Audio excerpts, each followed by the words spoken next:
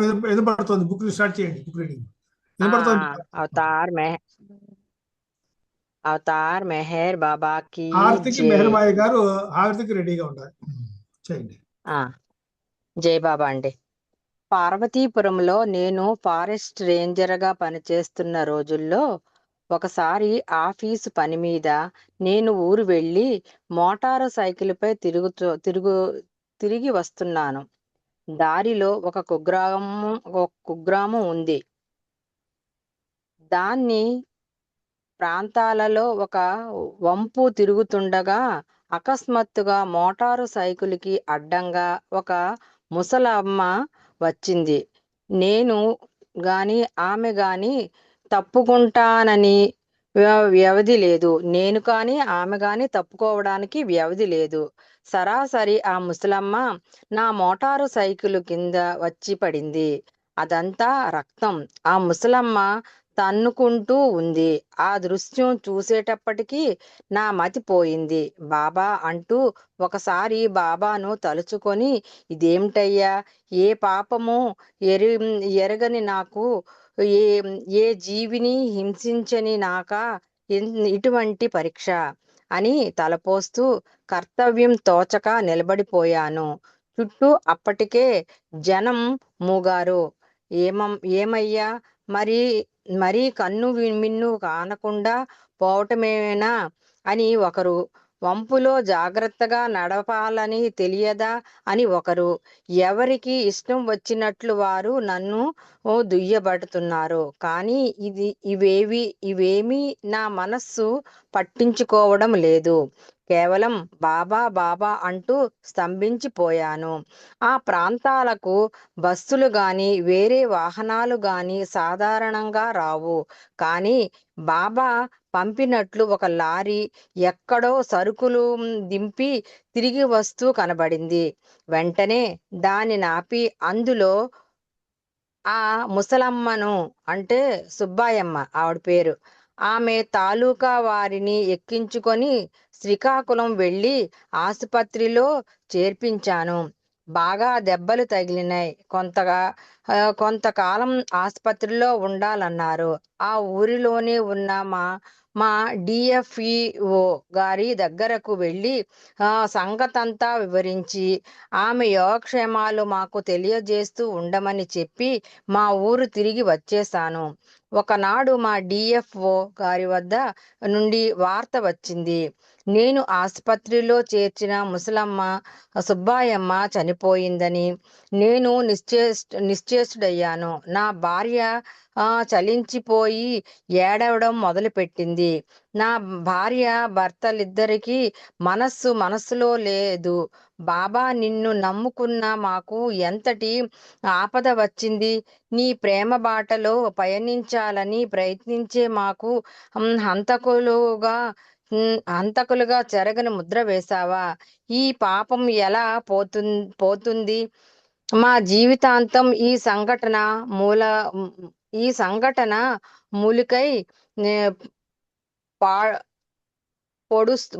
మూలికై పొడుస్తూ ఉండవలసిందేనా?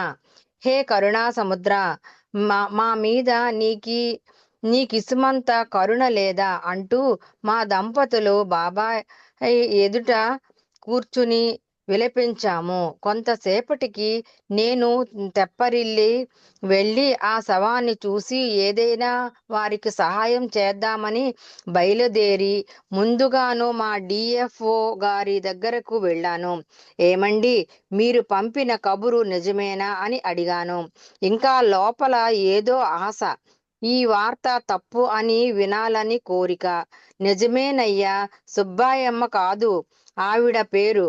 నేనే స్వయంగా చూసి వచ్చాను ఆ శవాన్ని అన్నారాయన. హే బాబా, నా పని అయిపోయింది అనుకొని ముఖం వేలాడేసుకుని ఆసుపత్రికి వెళ్ళాను. జనరల్ వార్డుకి వెళ్ళి చూద్దుము కదా. సుబ్బాయమ్మ మంచం పైన కూర్చొని నాకు కనబడింది. ఏమిటి ఇది, నా భ్రాంత లేక బాబా మాయ, ఆయన మహిమ అనుకుంటూ నా కళ్ళను నేనే నమ్మలేక తుడుచుకొని మరీ చూశాను. నెమ్మదిగా దగ్గరకు వద్దకు వెళ్ళ వెళ్ళి ఎలా ఉన్నావమ్మా అని అడిగా. బాగానే ఉన్నాను నాయనా అందామె. ఇదేమిటి వింత అనుకొని అక్కడున్న నర్సుని అడిగాను. ఈ రోజు ఇక్కడ ఎవరైనా చనిపోయారా అని. అవును, ఒక ముసలమ్మ మోటార్ సైకిల్ ప్రయాణంలో చిక్కుకొని చనిపోయింది అందామె. ఆమె పేరు సుబ్బాయమ్మ అందామె. ఎంత చిత్రాతి చిత్రం! ఇదే పేరుగల ముసలమ్మ ఇదే పరిస్థితిలో చనిపోవడం. నా మోటార్ సైకిల్ కింద పడిన ఆవిడ శుభ్రంగా తేరుకొని ఆరోగ్యంగా ఉండడం. ఇదంతా బాబా మహిమ కాక మరేమిటి? హృదయుడైన బాబా నన్ను క్షమించాడు. తోట నాభం.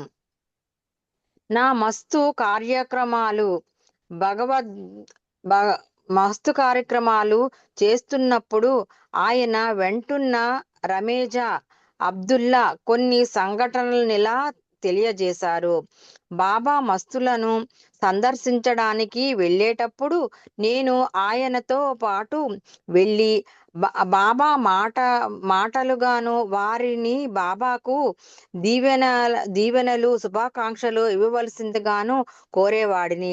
మస్తులను సందర్శించే ముందుగా మేము వారు ఆ ప్రాంతం వారిచే ఏ పేరు పెట్టి విలపించబడేవారో తెలుసుకొని వారి అలవాట్లు వారి ఉండే స్థలాలు తెలుసుకొని వచ్చేవారము. ముఖ్యంగాను బాబా వారిని సందర్శించేటప్పుడు వారికి ఏ విధమైన చికాకు అడ్డంకు కాకుండా ఉండేటట్లు చూసుకునేవారు. పిత్ర జాతి మస్తు అంటే అతను ఒక చోట నివసించక ఎక్కడకు అక్కడకు తిరుగుతూ ఉంటాడు. అతడు రోడ్డు పక్కగా పడుకొని ఉండగా బాబా కారు ఆపి దిగి నెమ్మదిగా అతనిని సమీపించారు. మేమంతా నిశ్శబ్దంగా ఆయనను అనుసరించాము. ఆ మస్తు ఆ మండుటెండలో కటిక నేల మీద చిన్న గుడ్డ ముక్క మాత్రం కట్టుకొని నిశ్చంతగాను గాఢ పోతూ ఉన్నాడు. కొంచెం సేపు అతనిని గమనించి బాబా అతనినేమి లేపవద్దు, తరువాత ఇంకొకసారి ప్రయత్నిద్దాం అంటూ వెనక్కి తిరిగి వచ్చేశారు. ఆ మస్తు బాంద్రాలో ఒక కొండపైన చక్కటి చిన్న కుటీరంలో ఉండేవాడు. అక్కడ నుండి చూస్తే సముద్రం కనబడుతుంది. అతను బాబా అడగగానే బాబా ప్రార్థన అంగీకరించి ఆశీర్వదించాడు. కానీ అప్పుడప్పుడు వచ్చి నన్ను చూస్తూ ఉండు అన్నాడు. బాబా ఆగిపోయి మళ్ళీ తన ప్రార్థన అతను ముందుంచారు. నేనిప్పుడు వెళ్ళిపోవాలి అని బాబా అన్నారు. తుదకు అతడి వద్ద నుండి ఏ నిబంధనలు లేకుండా అనుమతి ఆశీర్వాదం వచ్చే వరకు వేచి ఉండి అప్పుడు వెళ్ళిపోయారు. బాబా తన తల మస్తు పాదాలపై ఆనించి తన ప్రార్థనను అతని అంగీకారం ఆశీర్వచం పొందే వరకు బాబా మస్తుతో చేస్తున్న ఆధ్యాత్మిక కార్యక్రమం పూర్తి కానట్లు లెక్క. ఆయన తన తల ఆ మస్తు పాదాల మీద పెట్టి నేనిలా ప్రార్థన చేస్తుండేవాడిని. బాబా ఆధ్యాత్మిక కార్యక్రమం నిర్విఘ్నంగాను కొనసాగేటట్లు మీరు ఆశీర్వదించండి అని. దానికి జవాబు ఒక్కొక్కళ్ళు ఒక్కొక్క విధంగా ఇస్తూ ఉండేవారు. సాలిక్ జాతి మస్తు భగవంతుని ఇచ్చ ఉంటే అది నెరవేరుతుంది అనేవాడు. కొంతమంది అలాగే అన్నట్లు తల మాత్రం ఆడించేవారు. కొంతమంది ధైర్యంగా ఓ తప్పక నెరవేరుతుంది అనేవారు. ఒక వింత జాతి మస్తు బాబాను గట్టిగా భగవంతుని ఇచ్చతోనూ గురువుల పనిలోనూ జోక్యం కలుగజేసుకోవడానికి నీకెంత ధైర్యం అన్నాడు. మాకేమీ అక్కర్లేదు, నీ ఆశీర్వచనమే కావాలి అని నెమ్మదిగా నచ్చజెప్పిన పిమ్మట ఆహా అని ఆనందంగాను బాబా వీపు మీద 4-5 సార్లు గట్టిగా చరిచి ఆ కార్యక్రమం తప్పక నెరవేరుతుంది అన్నాడు. ఇంకొక మస్తు నేనేమి చెప్పాలన్నా ముందుగా నా చేతిలో 3 రూపాయల పావలా పెట్టే పెట్టండి అన్నాడు. బాబా ఆ సొమ్ము ఆయన చేతిలో పెడుతుంటే ఒక అణా కింద జారిపోయింది. ఆ మస్తు అది లెక్క పెట్టుకొని ఒక అణ తక్కువయిందేమిటి అన్నాడు. ఆ అణ ఇస్తే గాని అతడు బాబాకు ఆశీర్వాదం ఇవ్వలేదు. ఈ మస్తులనే వారు వివిధ రకాల ప్రదేశాలలో వివిధ పరిస్థితుల్లో కనబడుతుండేవారు. కొందరు మురికివాడలలో ఉంటే, కొందరు పెద్ద భవంతుల వద్ద ఉండేవారు. కొందరు మాసిన చినిగిన గుడ్డ పీలికలు ధరిస్తే, కొందరు పరిశుభ్రంగాను మంచి దుస్తువులు ధరించి ఉండేవారు. కొంతమంది బురదలలోనూ మట్టిలోనూ పొర్లుతూ ఎవరి ఆలనా పాలనా లేకుండా ఉండేవారు. కొంతమందిని ఇరుగు పొరుగు ప్రేమతో చూసేవారు. కొంతమంది సానివాడలో కనిపిస్తే, కొంతమంది పవిత్ర దేవాలయాల వద్ద ఉండేవారు. వారు ఎక్కడున్నా ఎలా ఉన్నా బాబా తన కార్యక్రమాన్ని మాత్రం అతి చాకచక్యంగానూ నెరవేర్చుకుని వచ్చేవారు. బొంబాయిలో మస్తుల కోసం గాలిస్తున్న సమయంలో పాటివాలా బాబా అనే ఒక మస్తును చూశారు. అతను పొట్టిగా, లావుగా, పెద్ద గడ్డం వేసుకొని ఉన్నాడు. అరబ్ జాతిలో పఠాను జాతికి చెందినవాడు అనుకుంటాను. పఠాను వాలా అంటే కూలీ అని అర్థము. అతని కొరకు వెళ్ళవలసి వచ్చింది. ఒకసారి పొద్దుట, మరొకసారి రాత్రి, చాలా పొద్దుపోయిన తర్వాత. అతనికి చుట్టూ మనుషులు ఉండడం ఇష్టం ఉండదు. అందువల్ల నేను బాబా మాత్రమే వెళ్ళాము. మేము నిన్నేమీ అడగటానికి రాలేదు. నీకు ఏ విధమైన ఆటంకం ఉండదు. నిన్నేమీ కోరికలు కోరము అంటూ తీయని మాటలు చెబుతూ అతన్ని బ్రతిమాలుతూ బాబాను చూసి, అదిగో ఆయన నీ ఆశీర్వాదం పొందాలని వచ్చారు అన్నాను. ఆఖరికి సింహంలా ఒక గర్జన చేసి, అతడు భగవంతుడవు గాక, అతడు మహమ్మదవు గాక, నా జోలికి ఎందుకు వస్తాడు, నన్ను వదలమను అన్నాడు. Glow, November 1983. సంసారాల గురించి మాట్లాడుతూ బాబా ఒకసారి ఇలా అన్నారు. మాంసాహారం తీసుకోవడం వల్ల ఆ జంతువు యొక్క సంస్కారాలు మనకు అంటుకుంటాయి. తద్వారా కామం, క్రోధం మనలో ప్రేరేపింపబడతాయి. ఎందుచేతనంటేను స్థూల శరీరం సూక్ష్మ శరీరానికి సంస్కారాలను అందజేస్తుంది. ఆ కారణం వలనే దురాశ్రయులను శవాన్ని ముట్టుకోరు. పరస్త్రీ సంగమం దోషం అనడానికి కూడా ఇదొక కారణము. ఎందుచేతనంటే ఆ సమయంలో మీ మనస్సు అంతా తీవ్రమైన కామవాంఛలను తీర్చుకుని ఆనందించడంలో నిమగ్నమై ఉండి, ఆ స్త్రీ యొక్క కామవాసనలన్నీ మీకు సంక్రమిస్తాయి. ఆ సంస్కారాలు అన్నింటికన్నా నికృష్టమైనవి. కానీ భార్యాభర్తల మధ్య ఒకసారి సంసారాలు ఒకరు ఇచ్చిపుచ్చుకోవడం జరుగుతుంది. అందువలన హాని ఏమీ ఉండదు. ఈ సంస్కార వలయానికి అంతు ఉండదు. నీవు చేసే ప్రతి పని ద్వారా నీవు సంస్కారాలను ఖర్చు పెట్టడం, ప్రోగు చేయడం జరుగుతుంది. ఇతరుల శరీరాన్ని ఒకంత ముట్టుకున్నా నీకు అనేకమైన సంస్కారాలు అంటుకుంటాయి. నీవు తింటుంటే తినడం ద్వారా వచ్చే సంస్కారాలు, నీవు మాట్లాడుతుంటే మాట్లాడడం ద్వారా వచ్చే సంస్కారాలు, మాట్లాడకుండా మౌనంగా ఉన్న ద్వారా వచ్చే సంస్కారాలు, ఉపవాసం చేసిన తద్వారా సంక్రమించే సంస్కారాలు అంటుకుంటూనే ఉంటాయి. ఎవరైనా వంట చేస్తున్నప్పుడు నీవు చూసినా కూడా ఇంకా తినడం మాట అటుంచి వారి సంస్కారాలు నీకు అంటుకుంటాయి. అందుకే ఇదివరకు వారి బ్రహ్మచర్యమని ఎవ్వరూ వండుకున్నది వాళ్ళ వాళ్లే తినాలని, అందరికీ దూరంగా ఉండాలనే ఆచారాలు పాటించేవారు. ఒక గాఢ నిద్రలో మాత్రమే ఈ సంస్కారాలు ఇచ్చిపుచ్చుకునే బెడద ఉండదు. కానీ 24 గంటలు నిద్రపోతూ ఉండలేవు కదా. నీ సంస్కారాలు మమ్ములను ఖర్చు చేయి అంటూ బలవంతముగా నిన్ను మేల్కొల్పుతాయి. ఒక్క సెకనులో కోట్లాది సంస్కారాలు ఇచ్చిపుచ్చుకుంటూ ఉంటావు. శరీర భాగాలన్నింటిలో ఆ అరికాలు తేలికగా ఇతరుల సంస్కారాలను మీకు అందజేస్తుంది.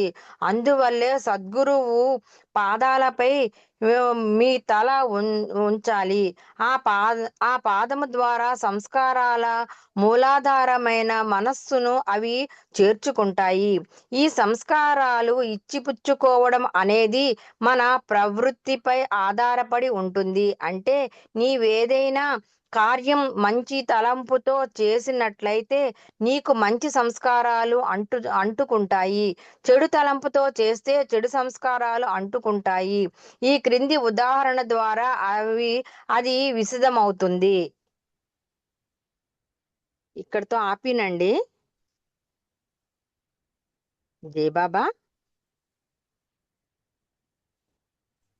ఒక అతనికి జలుబు చేసింది. నీవతను కప్పుకోవడానికి ఉన్ని దుస్తువులు ఇస్తావు. ఇక్కడ ఒక మంచి పని చేయాలనేది నీ మనోభిమతము. అందువలన నీకతని మంచి సంస్కారాలన్నీ వస్తాయి. అందుకే నీకు సహాయం చేసిన వాడు నీ మంచి సంస్కారాలన్నీ తీసుకుంటాడన్నమాట. అందువలన నిజానికి అతడు నీ శత్రువు. ఒక అతను భోజనం చేస్తుంటే పొలబారిందనుకోండి, లేక గొంతులో ఏదో అడ్డుకున్నదనుకోండి, అతని మెడ మీద చాచి ఒక దెబ్బ వేస్తావు నీవు. అప్పుడు ఆ ముద్ద గొంతులో నుండి లోపలికి దిగిపోతుంది. అందువలన అతనికి మంచి సంస్కారాలు నీకు వస్తాయి. ఇంకోసారి కోపంతో అతనికి చెంప పగలగొట్టావనుకో, అది చెడు సంస్కారాలని నీకు వస్తాయి. సద్గురువులు కోపముతో మనలను కొడితే అది మనకు ఎంతో లాభదాయకము. వినోదార్థక వేటకు వెళ్ళి జంతువులను చంపుతావు. అప్పుడు దాని చెడ్డ సంస్కారాలన్నీ మీకు అంటుకుంటాయి. కానీ ఒక అడవి దాటవలసి వచ్చినప్పుడు ఏదో క్రూర మృగం మీదకు వస్తుంటే ప్రాణరక్షణార్థము దానిని చంపడం వలన ఏ సంస్కారాలు అంటవు.